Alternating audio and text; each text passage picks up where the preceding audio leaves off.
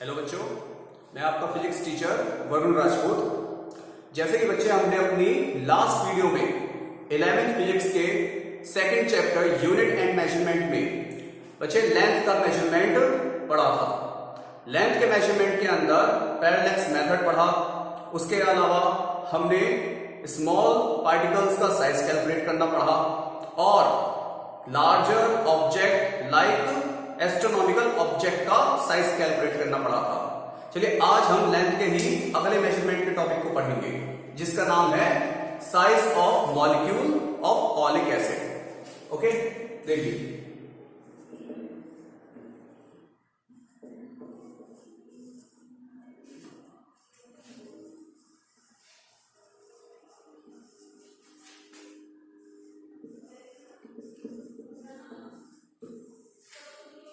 बेटा, size of molecule of oleic acid का measurement करने के लिए मैं आपको एक चीज बता देता हूं। ऑलिक एसिड के मॉलिक्यूल का साइज बहुत ज्यादा छोटा होता है और इसका साइज अप्रोक्सीमेटली 10⁻⁹ मीटर के आसपास होता है। ओके, अब इसके साइज को कैलकुलेट करने के लिए हम यहां पर केमिकल मेथड का इस्तेमाल करेंगे। यहां मैं फिजिक्स नहीं लगाने वाला, जहां केमिस्ट्री के मेथड का इस्तेमाल करके ऑलिक एसिड के मॉलिक्यूल का साइज कैलकुलेट करना सिखाऊंगा। ओके, मैं फिर भी इसमें ऑलिक एसिड का रफली साइज कितना होगा वो आपको बता देता हूं। बच्चे, अप्रोक्सीमेटली ऑलिक एसिड का साइज 10⁻⁹ मीटर के आसपास होता है। तो चलिए ऑलिक एसिड केमिकल मेथड से कैसे कैलकुलेट करना है वो करना स्टार्ट करते हैं। बच्चे, इसमें आप करना क्या, एक ट्यूब के अंदर 1 cc ऑलिक एसिड ले लेना। तो ये 1 cc ऑलिक एसिड आपने एक ट्यूब के अंदर ले लिया। इसके अंदर बच्चे अल्कोहल को मिक्स कर देना और अल्कोहल को ऑलिक एसिड के अंदर मिक्स करने पर टोटल सॉल्यूशन 25 cc का बना देना। तो इसे मिक्स करके अब ये आपके पास एक सॉल्यूशन बन गया है, सॉल्यूशन फर्स्ट। तो ये आपके पास सॉल्यूशन फर्स्ट है। अब इस सॉल्यूशन के अंदर से भी 1 cc ओके सॉल्यूशन फर्स्ट का पार्ट आप लेना, जिसे आप सेकंड ट्यूब के अंदर कंटेन कर लेंगे। तो आपने अब क्या करा, फर्स्ट सॉल्यूशन जो मिक्सचर आपका बन गया था, इसे हम मिक्सचर कह रहे हैं। ये मिक्सचर फर्स्ट है या फिर सॉल्यूशन फर्स्ट, एक ही बात है। तो बच्चे, फर्स्ट मिक्सचर का 1 cc पार्ट, यहां से 1 cc पार्ट दूसरी ट्यूब के अंदर ले लेना। तो 1 cc of okay solution first. तो आपने फर्स्ट सॉल्यूशन का कितना पार्ट ले लिया, 1 cc पार्ट ले लिया। अब इसके अंदर दोबारा से आप अल्कोहल ऐड कर देना। दोबारा से आप इसके अंदर अल्कोहल ऐड कर देना और अल्कोहल ऐड करके टोटल सॉल्यूशन 20 cc का बना लेंगे। टोटल सॉल्यूशन अब हमने 20 cc का बना लिया। तो अब चेक करते हैं, हमारे पास सेकंड सॉल्यूशन, ये आपके पास कौन सा सॉल्यूशन बन गया है, सेकंड सॉल्यूशन बन चुका है। सॉल्यूशन सेकंड आपके पास बनकर तैयार हो गया है। तो इस सेकंड सॉल्यूशन के अंदर ऑलिक एसिड का कितना वॉल्यूम है वो चेक करते हैं। देखो बेटा, जब हमने 1 cc ऑलिक एसिड लिया और अल्कोहल इसके अंदर मिक्स तब तक करते गए जब तक टोटल सॉल्यूशन 25 cc नहीं हो गया। तो बच्चे, फर्स्ट सॉल्यूशन में ऑलिक एसिड का कितना पार्ट है, तो देखते हैं। कंसंट्रेशन ऑफ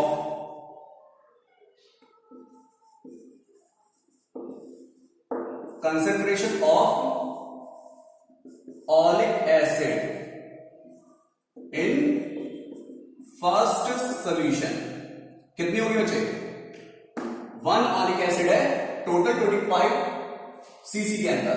तो ये क्या है, 1/25। ओके, तो 1/25 cc आपके पास ये कंसंट्रेशन ऑफ ऑलिक एसिड की आ गई है फर्स्ट सॉल्यूशन के अंदर। एक पार्ट ऑलिक एसिड का है टोटल 25 पार्ट में से। ओके, अब चेक करते हैं सेकंड सॉल्यूशन के अंदर ऑलिक एसिड कितना है। अब आप कहोगे सर 1 cc है ऑलिक एसिड है, नहीं बेटा 1 cc और सेकंड ट्यूब के अंदर हमने लिया हुआ है वो क्या है, फर्स्ट सोल्यूशन है। तो फर्स्ट सोल्यूशन का 1 cc पार्ट हमने लिया था सेकंड ट्यूब के अंदर। तो टोटल मिक्सचर के अंदर, इस टोटल मिक्सचर के अंदर सेकंड वाले सोल्यूशन के अब ऑलिक एसिड की कितनी कंसेंट्रेशन है चेक करते हैं ना। तो देखिए concentration of oleic acid in second solution, तो सेकेंड सोल्यूशन के अंदर ऑलिक एसिड कितना है आप जानते हो।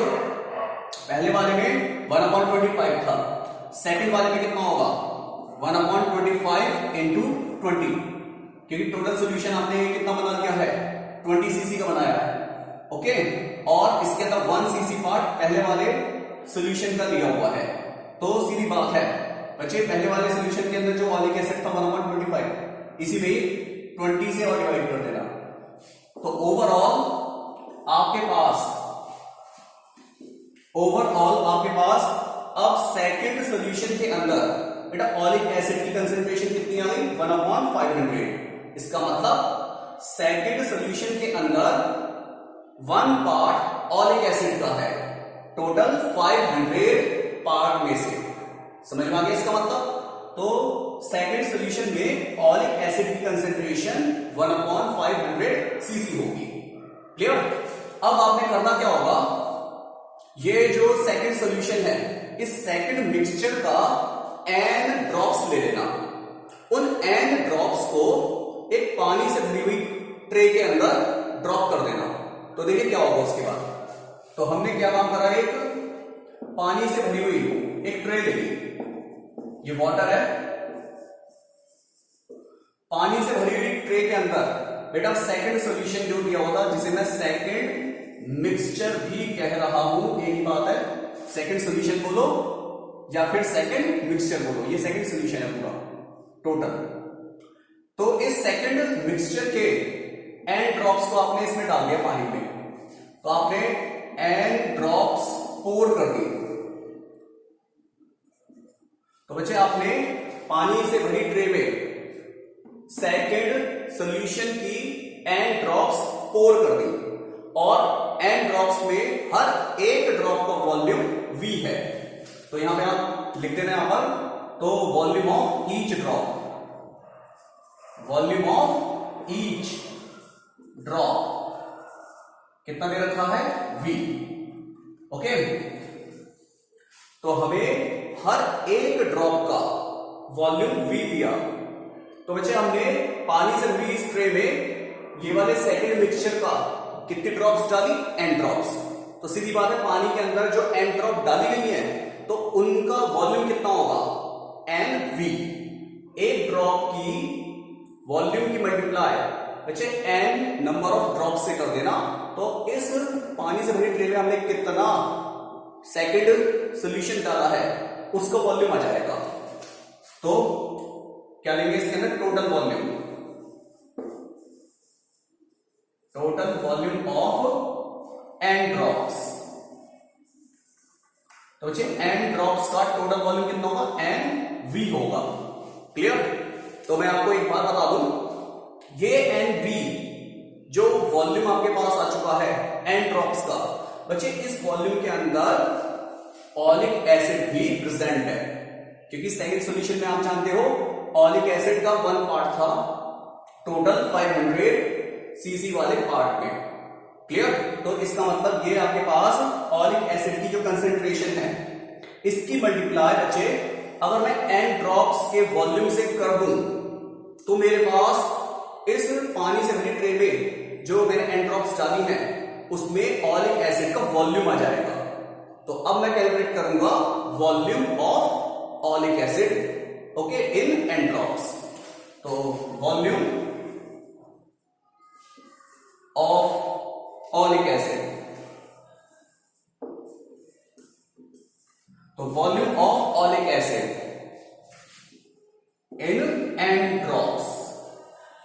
अच्छे, क्या करेंगे हम, ऑलिक एसिड की कंसेंट्रेशन जो n ड्रॉप्स की थी, n ड्रॉप्स आप जानते हैं सेकंड मिक्सचर है, तो n ड्रॉप्स के अंदर जो ऑलिक एसिड की कंसेंट्रेशन थी बच्चे एन ड्रॉप के वॉल्यूम से इसकी मल्टीप्लाई कर दो, तो हमारे पास वॉल्यूम ऑफ ऑलिक एसिड आ जाएगा एन ड्रॉप के अंदर। तो मल्टीप्लाई कर दो इन दोनों की, तो देखिए क्या है आपके पास 1/500 इंटू एन वी, तो एन वी अपॉन 500, ये इक्वेशन फर्स्ट आ गई है। Is that clear? तो ये आपके पास जो वॉल्यूम आप देख रहे हो, ये ऑलिक एसिड का वॉल्यूम कैलकुलेट हो गया है एन ड्रॉप्स के अंदर, जो पानी की ट्रे में डाली है। अब अपने करना क्या है, इस पानी से भरी ट्रे को थोड़ी देर के लिए आप धूप में रख देना, या खुला छोड़ते ऐसे नॉर्मली, धूप में भी मत रखो। तब इसके अंदर जो एल्कोहल प्रेजेंट होगा वो इवेपोरेट हो जाएगा, और एल्कोहल के इवेपोरेट होने के बाद इसके अंदर पानी के सरफेस के ऊपर एक लेयर बन जाएगी, और वो लेयर केवल और केवल वो ऑलिक एसिड की होगी। क्योंकि आप जानते हो मिक्सचर में क्या क्या था, ऑलिक एसिड और एल्कोहल। बच्चे एल्कोहल तो इवेपोरेट हो गया, थोड़ी देर रख दीजिए ट्रे, और एल्कोहल इवेपोरेट होने के बाद इसमें रिमेनिंग जो बचा हुआ पार्ट है वो ऑलिक एसिड है, जो पानी के सरफेस के ऊपर लेयर के रूप में आ जाएगा। ये आप जो लेयर देख रहे हो ये बच्चे ऑलिक एसिड की है। इसकी जो थिकनेस है वो आप T ले लेना, तो T is the thickness of oleic acid. Clear? और ये पूरी जो ऑलिक एसिड है उसका सरफेस का एरिया वो कितना ले लिया हमने, A। तो बच्चे A is the surface area of oleic acid and T is the thickness of the oleic acid layer. Is that clear? और ये लेयर बिल्कुल वैसे ही होगी जैसे चाय के अंदर आप जानते हो ऊपर मलाई से जम जाती है, वैसे ही ये एक लेयर पानी के ऊपर जम गई है। ओके, अब इस लेयर के अंदर केवल और केवल ऑलिक एसिड है। बच्चे अब इस लेयर का वॉल्यूम निकाल दो, जो ऑलिक एसिड का सेकंड वॉल्यूम होगा, और फिर इन दोनों वॉल्यूम को आपस में इक्वल कर देना, क्योंकि ये भी NV/500 ऑलिक एसिड का तो वॉल्यूम है। ओके, जो एन ड्रॉप्स के अंदर है, तो यहां भी एन ड्रॉप्स है, तो ये A इंटू T एक सेकंड वॉल्यूम निकल कर आएगा ऑलिक एसिड का। ओके, तो ये और लिख देते हैं।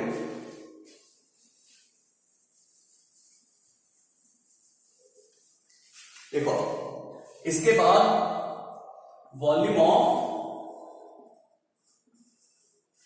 ऑलिक एसिड, बच्चे ऑलिक एसिड का एक दूसरा वॉल्यूम क्या होगा, A इंटू T। ये सेकंड इक्वेशन बन जाएगी, जिसमें A is the area, surface area of the oleic acid, and T is the thickness. और एरिया की बच्चे थिकनेस T से मल्टीप्लाई करो तो क्या बनता है, वॉल्यूम। क्योंकि एरिया तो मीटर स्क्वायर है और थिकनेस मीटर, तो मीटर स्क्वायर टू मीटर क्या बनता है, मीटर क्यूब, जो वॉल्यूम कहलाता है।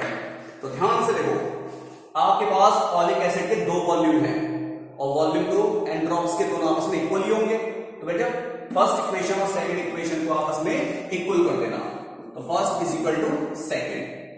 तो अब आपके पास यहां पर A into T is equal to NV upon 500। बच्चे हमें ये T ही कैलकुलेट करना है, क्योंकि ये T ही ऑलिक एसिड के मॉलिक्यूल का साइज बताएगा।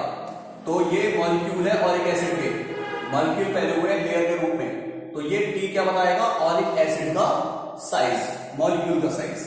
तो बच्चे T इज इक्वल टू आपके पास कितना कैलकुलेट हो गया, NV अपॉन 500 इंटू A। यही हमारा आंसर है। ओके, तो काफी अच्छा डेरिवेशन था ये। तो हमने अब तक सीखा size of molecule of oleic acid. Okay, तो इसी तरह आपको बिल्कुल कैलकुलेट करना है, अपनी लैंग्वेज में इसे लिखते चले जाओ, एक्सप्लेन कर दो। ओके, तो अब तक मैंने आपको बताया लेंथ का मेजरमेंट। तो लेंथ का मेजरमेंट बच्चे अब फिनिश हुआ। अब इसके आगे का टॉपिक करते हैं।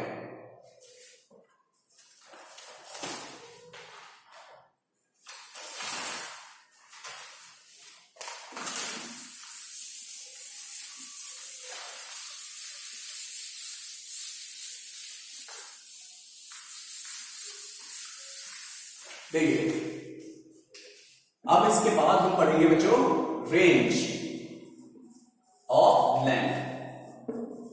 बेटा लेंथ की रेंज होती है याद रखना कम से कम 10⁻⁻15 मीटर होती है, जो प्रोटॉन के साइज को बताती है।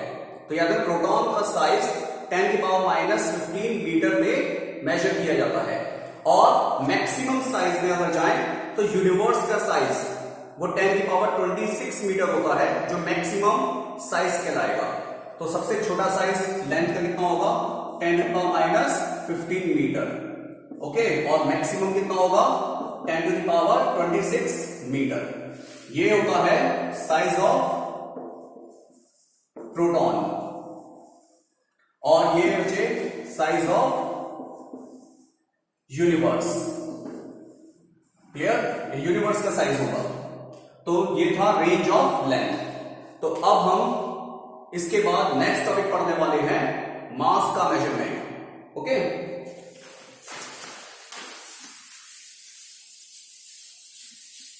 तो नेक्स्ट टॉपिक देखिए, मेजरमेंट ऑफ मास। अच्छा, मेजरमेंट ऑफ मास में मैं आपको बता देता हूं, नॉर्मल जो मास होते हैं जिन्हें हम ऑर्डिनरी मास कहते हैं, वो याद ना कॉमन बैलेंस के द्वारा वे करे जाते हैं। इसके अलावा जो बड़े प्लैनेट्स या स्टार हुए या सन का मास, ये सब ग्रेविटेशनल मेथड से कैलकुलेट करे जाते हैं। और छोटे छोटे पार्टिकल्स जैसे इलेक्ट्रॉन, प्रोटॉन, मॉलिक्यूल का साइज, एटम का साइज का जो वेट है, मास है, उसे हम मास स्पेक्ट्रोग्राफ से कैलकुलेट करते हैं। तो मैं आपको यहां पे लिख के बता देता हूं बच्चे, जो ऑर्डिनरी मास होता है,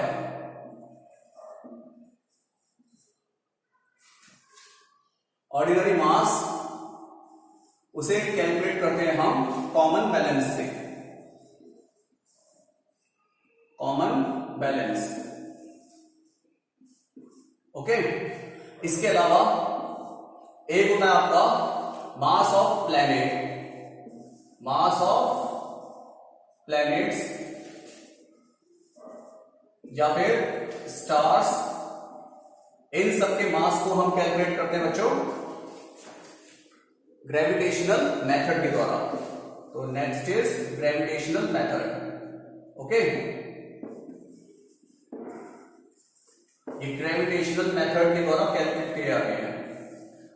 अब छोटे छोटे पार्टिकल्स, तो मास ऑफ इलेक्ट्रॉन और प्रोटॉन या फिर आप ले सकते हो एटम एक्सेट्रा। बेटा छोटे पार्टिकल के मास को कैलकुलेट करते हैं मास स्पेक्ट्रोग्राफ से।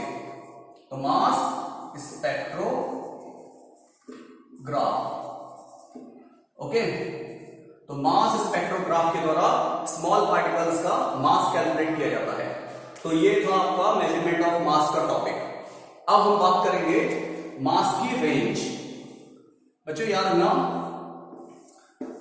रेंज की जो मास की रेंज होती है वो कम से कम 10⁻31 किलोग्राम से स्टार्ट होती है, और यूनिवर्स के साइज का जो मास है 10⁻55 kg तक जाती है।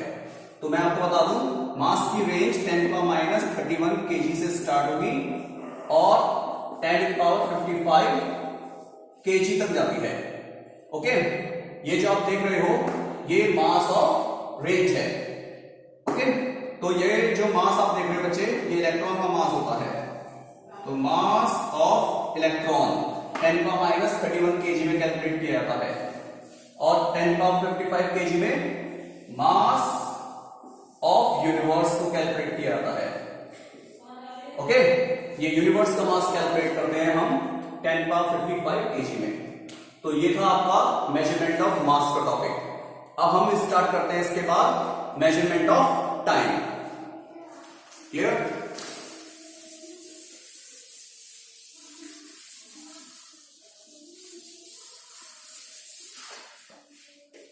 Measurement of time. बच्चे छोटे छोटे टॉपिक हैं, अब ये चैप्टर फिनिश हो जाएगा या मेजरमेंट तक का टॉपिक फिनिश हो जाएगा। इसके बाद आपका स्टार्ट होगा फिर डायमेंशनल मेथड, वो जिसमें हम एनालिसिस करते हैं डायमेंशंस की। तो अभी हम मेजरमेंट ऑफ टाइम को फिनिश कर देते हैं जल्दी से। तो मेजरमेंट ऑफ टाइम के अंदर मैं आपको कुछ मेथड के नाम बता रहा हूं जिससे टाइम कैलकुलेट होते हैं। Number 1 electric oscillator, electric oscillator. Number 2 electronic oscillator, electronic oscillator. Number 3 solar clock, solar clock. Number 4 के अंदर quartz crystal clock, quartz crystal clock. Okay. और नंबर 5 में आता है atomic clock, atomic clock. Clear बच्चे? इसके बाद आता है इसके अंदर radio active decay, radio active decay. Clear? तो ये जो मेथड आपको मैंने बताया ये सब टाइम के मेजरमेंट को शो करते हैं। बहुत आसान मेथड है।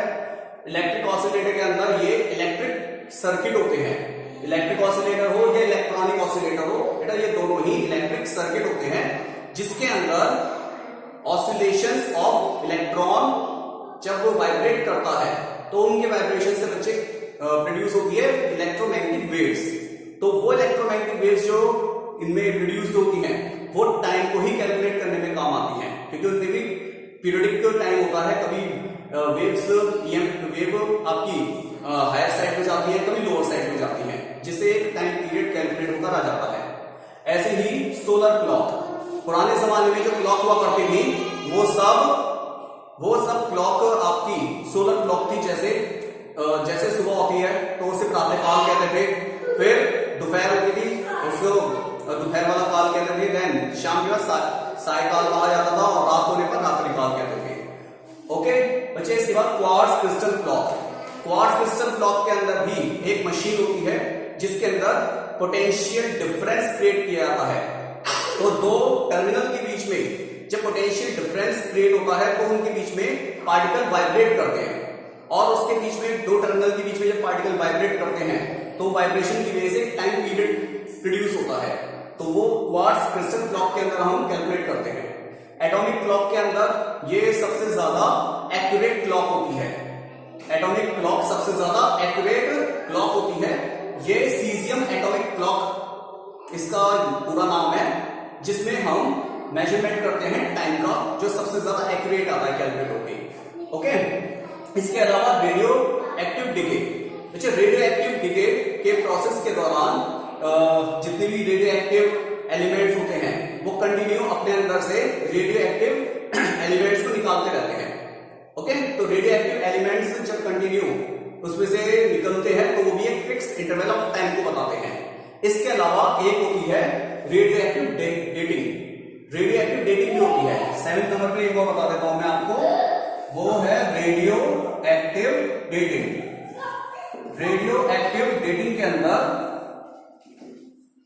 हम कार्बन 12 और कार्बन 14 के द्वारा कैलकुलेट करते हैं किसी भी फॉसिल फ्यूल्स की लाइफ को, कि कोई सा भी फॉसिल फ्यूल कितने साल पुराना है, तो वो हम रेडियो एक्टिव डेटिंग के अंदर करते हैं। तो ये मैंने अभी तक आपको बताई 7 टाइप की मेजरमेंट ऑफ टाइम। ओके, तो ये टॉपिक आपका फिनिश हो गया मेजरमेंट का। बच्चों, इसके अंदर अब हम कुछ क्वेश्चन आंसर की प्रैक्टिस भी करते हैं। एक नंबर के आपको क्वेश्चंस बनते हैं, जैसे मानो वो कौन सी क्लॉक है जो सबसे ज्यादा एक्यूरेट है। ओके, तो आप उसका आंसर क्या बताओगे? Caesium atomic clock. तो give the name of the most accurate clock.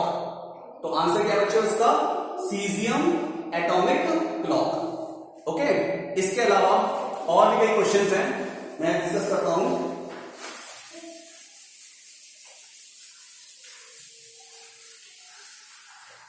इसके अलावा कुछ और भी क्वेश्चंस हैं, जैसे क्या ह्यूमन हार्ट एक इनबिल्ट क्लॉक है? Yes, human heart is a inbuilt clock, क्योंकि ह्यूमन हार्ट एक फिक्स इंटरवल टाइम में ओके, बीट्स प्रोड्यूस करता है, धड़कता रहता है। इसीलिए ह्यूमन हार्ट भी एक इनबिल्ट क्लॉक होती है, because it produce beats okay in fixed interval of a time.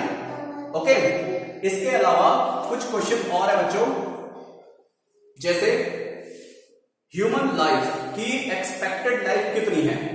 तो ह्यूमन सेल्स की एक्सपेक्टेड लाइफ बच्चों याद रखना 100 इयर्स होती है, 100 साल ह्यूमन सेल्स की एक्सपेक्टेड लाइफ है। इसीलिए ह्यूमन लाइफ को ही 100 ईयर कहा गया है, जो 10⁹ सेकंड के इक्वल होती है। ओके, और इसके अलावा कुछ और क्वेश्चन है, give the name of two masses. बच्चे मासेस दो टाइप के हैं, एक इनर्शियल मास और दूसरा gravitational mass. Is that clear? तो ये आपके कुछ क्वेश्चंस हैं जो आपका यूनिट एंड मेजरमेंट के टॉपिक के अंदर 1 मार्क्स में आपसे पूछे जा सकते हैं। क्लियर? अब इसके ऊपर और भी कई क्वेश्चंस होंगे, कुछ न्यूमेरिकल क्वेश्चंस होंगे, वो हम अपने अगले टर्म में लेते हैं। तब तक के लिए बच्चे बाय।